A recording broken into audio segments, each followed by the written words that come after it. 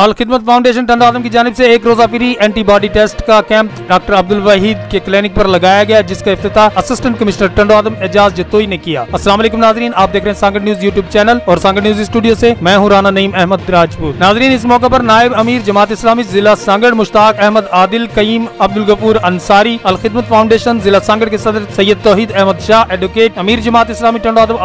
अब्दुल सत्तार अंसारी, तालका अस्पताल टंडो आदम की focal person doctor Sadiq Baloch, Anjuman Tajiran के सदर मोहम्मद इकबाल भट्टी भी मौजूद थे। इस मौके पर असिस्टेंट कमिश्नर टंडो आदम एजाज जतोई ने अल खिदमत फाउंडेशन टंडो आदम की काविशों को सराहते हुए कहा कि हर मुश्किल घड़ी में खसूसन लॉकडाउन के दिनों में अल खिदमत फाउंडेशन की टीम ने बड़ा मिसाली किरदार अदा किया है और आज के इस दौर में बिला तफरीक दुखी इंसानियत की खिदमत बड़ा कारनामा है। उन्होंने कहा कि अल खिदमत की जानिब से मुख्तलिफ इलाकों में 20 से ज्यादा नलके लगवाए गए हैं, ये भी बड़ा काम है। अल खिदमत फाउंडेशन जिला सांगड़ के सदर सैयद तौहीद अहमद शाह एडवोकेट ने कहा कि अल खिदमत के वो तमाम रजाकार जिन्होंने कोरोना वायरस और लॉकडाउन में दिन रात काम किया, इसके अलावा हमारे तमाम हमदर्द और मावनीन के लिए एक रोजा फ्री एंटीबॉडी टेस्ट का एहतमाम किया गया है और 100 अफराद के टेस्ट किए गए हैं, जिसमें अल खिदमत फाउंडेशन कराची के लैब मैनेजर डॉक्टर दानिश उन्नड़ और जकीउद्दीन ने अपनी टीम के हमरा अपनी खिदमत सरअंजाम दी। उन्होंने कहा कि दुखी इंसानियत की खिदमत के लिए मुखीर हजरात अल खिदमत के साथ ताउन फरमाएं।